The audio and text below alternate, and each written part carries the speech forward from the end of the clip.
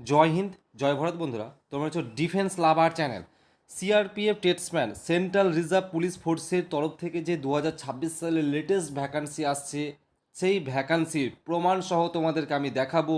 2023 সালে শেষ রিক্রুটমেন্ট হয়েছিল, যেখানে 9212টি ভ্যাকান্সি এসেছিল। তারপরে এই ভ্যাকান্সির আর কোনো রকমভাবে খবর নেই। আজকের এই ভিডিওতে এ টু জেড সম্পূর্ণ তথ্য আলোচনা করব। দেখো, তুমি 10টা এদিক ওদিক অনেক জায়গায় তুমি ভ্যাকান্সি রিলেটেড ভিডিও দেখবে, কিন্তু তুমি আজকে এই ভিডিওটা দেখে যাও। সলিড তথ্য তোমাদেরকে শেয়ার করব, পুরো একবারে ডেটা অনুযায়ী তোমাদেরকে প্রমাণ দেখাবো সিআরপিএফ এর লেটেস্ট ভ্যাকান্সি 2026-এর, এবং কেন এই ভ্যাকান্সি এতদিন পর্যন্ত আসেনি। চলো পরপর প্রত্যেকটা প্রশ্ন তোমাদেরকে আলোচনা করব। আর একটা কথা বলি, 2026-এ অর্থাৎ সিআরপিএফ যখনই কোনো ভ্যাকান্সি এনেছে, একটা কিছু না কিছু পরিবর্তন করেছে, সেটাও দেখাবো। প্রথমত পরিবর্তন সম্বন্ধে যখন কথা বললাম, যোগ্যতার কি কোনো রকম পরিবর্তন হচ্ছে, 1 নম্বর প্রশ্ন। তারপর হচ্ছে তোমাদের সিলেকশন প্রসেসে কি কোনো রকম প্রভাব পড়ছে, সেটাও আলোচনা করব।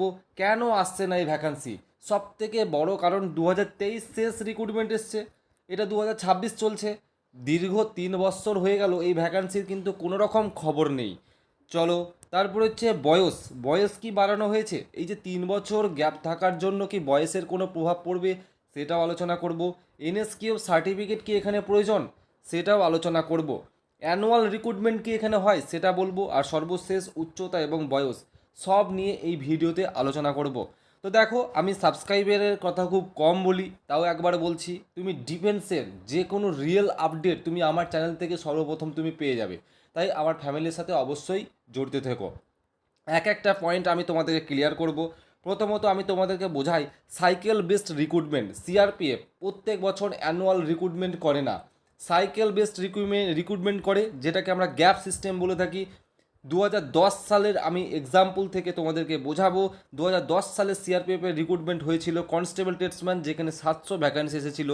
তারপরে দেখতে পাচ্ছ 2010 সালের পর কোনো রকম 11, 12, 13 ভ্যাকান্সি আসেনি। দীর্ঘ 3 বছর পর ভ্যাকান্সি এসেছিল, যেটা 2014 সালে ভ্যাকান্সি এসেছিল। এক্সাম কিন্তু তোমাদের 2015-তে হয়েছিল, যেখানে 3021খানা ভ্যাকান্সি কিন্তু সিআরপিএফ বের করেছিল। ওকে, তারপরে তোমরা দেখতে পাচ্ছ 2018 সালে কিন্তু ওপেনভাবে ফর্ম ফিল আপ করানো হয়নি, যেটা তোমাদের র্যালি টাইপ তোমাদের করানো হয়েছিল, যেখানে স্টেট ওয়াইজ তোমাদের কিন্তু ভ্যাকান্সি বের করেছিল 2018 সালে। যারা ফর্মগুলো ফিল আপ করেছিল সেটা কিন্তু এটা ভালোভাবে জানবে। তারপরে 2023 সালে যেটা হিউজ পরিমাণে ভ্যাকান্সি এসেছিল, যেটা সবথেকে বড় 9212খানা ভ্যাকান্সি, এই ভ্যাকান্সির পর স্টপ হয়ে যায়। একটা জিনিস কি আমি বোঝাতে পারলাম, দেখবে 2014 পরে ভ্যাকান্সি এসছে 2018, 18-র পরে 2023। একটা জিনিস কি আমি এই প্যাটার্নটা বোঝাতে পারছি, এই যে সাইকেল বেস রিক্রুটমেন্ট, এই সিস্টেমটা কি বোঝাতে পারছি? যদি বুঝতে না পারো পুরো ভিডিও দেখো, সম্পূর্ণটাই আমি ক্লিয়ার করব। দেখো, যোগ্যতার কি কোনো রকম পরিবর্তন করবে এই বছর যে লেটেস্ট ভ্যাকান্সি আসবে? দেখো না, কোনো রকম যোগ্যতার পরিবর্তন হবে না। তুমি যদি শুধুমাত্র মাধ্যমিক পাস করে থাকো, তবে এই পোস্ট মানে কিছু পোস্টে কিন্তু এক্সট্রা কোয়ালিফিকেশনের প্রয়োজন হয়, বাট সব পোস্টে কিন্তু এক্সট্রা কোয়ালিফিকেশনের প্রয়োজন হয় না, সিম্পল মাধ্যমিক পাস অ্যাপ্লাই করতে পারবে। দেখো, সিলেকশন প্রসেসে কি কোনো রকম পরিবর্তন করা হচ্ছে? বলে রাখি, বিগত কয়েক বছর ধরে দেখলে কখনো কখনো সিলেকশন প্রসেস কিন্তু পরিবর্তন হয়েছে। তোমরা অ্যাজ পার অফিসিয়াল নোটিফিকেশান তোমরা চাইলে ভিজিট করতে পারো, দেখতে পারো। কখনো তোমাদের পরীক্ষা আগে হয়েছে, কখনো দেখবে ফিজিক্যাল আগে হয়েছে। স্যার ফিজিক্যাল কিছু পোস্টে স্যার 5 কিলোমিটার রান রয়েছে, 24 মিনিটের মধ্যে দৌড়াতে হবে। কিছু পোস্টে স্যার 1600 মিটার, যেটা 1.6 কিমি বলি আমরা, স্যার সেটাও রয়েছে। অর্থাৎ বিভিন্ন পোস্ট ওয়াইজ কিন্তু বিভিন্ন সিস্টেম কিন্তু রিক্রুটমেন্ট প্রসেসে পরিবর্তন এনেছে। ওকে, এবার বলে দিচ্ছি এই বছর কি হবে আমি একদম বলতে পারবো না। উইথাউট অফিসিয়াল নোটিফিকেশান আমার পক্ষে বলা সম্ভব, কারণ এগুলো সিআরপিএফ ঠিক করবে, সেন্ট্রাল গভর্নমেন্ট ঠিক করবে, আমি কি করে বলতে পারবো। তবে ভ্যাকান্সি, তবে সরি ফিজিক্যাল আগে হবে, এটা আমার কিন্তু ধারণা। আমি দীর্ঘ বছর থেকে যতদূর দেখছি, এখন রিক্রুটমেন্ট যতগুলো টেস্টম্যানের ভ্যাকান্সি আসছে, তুমি বিএসএফ বলো সিআরপিএফ বলো, আগে কিন্তু ফিজিক্যাল হচ্ছে। ওকে, বয়স কি বাড়ানো হয়েছে, সব থেকে বড় কথা বয়স। স্যার বয়স কি বাড়ানো হয়েছে? নো।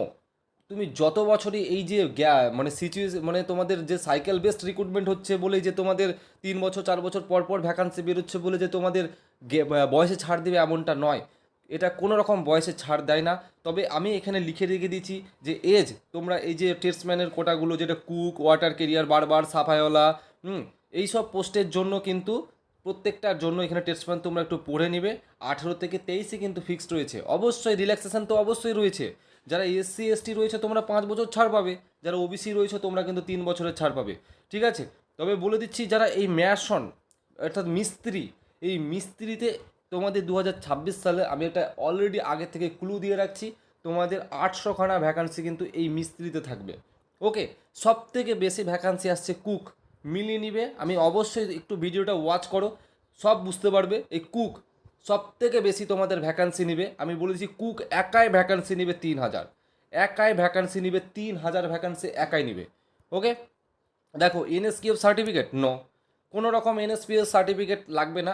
সিআরপিএফ বলছে, সিআরপিএফের as per official notification CRPF অনুযায়ী এখনও পর্যন্ত কোনো রকমভাবে উল্লেখ করেনি যে এনএসকিউএফ সার্টিফিকেট প্রয়োজন। বাট আদার্স যেসবগুলো রয়েছে সিআইএসএফ বিএসএফ, সেখানে কিন্তু অলরেডি আগে থেকে নোটিফিকেশানে বলে দিচ্ছে যে এনএসকিউএফ সার্টিফিকেট প্রয়োজন। এবছর সিআরপিএফ তোমাদের এনএসকিউএফ সার্টিফিকেট ফলো করতেও পারে, আবার নাও করতে পারে। আমি কী বললাম, প্রত্যেক বছর কোনো না কোনো বছর তোমরা যখনই রিক্রুটমেন্ট প্রসেস কন্ডাক্ট করিয়েছে কোনো না কোনো পরিবর্তন করিয়েছে। তো এনএসকিউএফ সার্টিফিকেট যদি প্রয়োজন হয় আমি অবশ্যই বলে দেব। উচ্চতা ছেলেদের কিন্তু সেই 170 সেন্টিমিটার, কোনো চেঞ্জ হবে না। মেয়েদের কিন্তু 157 সেন্টিমিটার। যেমন প্রসেস কিন্তু হয়ে আসছে সেই প্রসেসেই চলবে।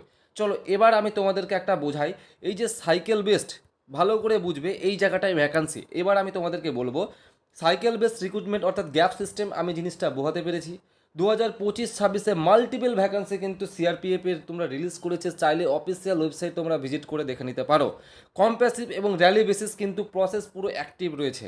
2026-27 লেটেস্ট ভ্যাকান্সি তোমাদের আগস্ট সেপ্টেম্বরে কিন্তু তোমরা দেখতে পেয়ে যাবে।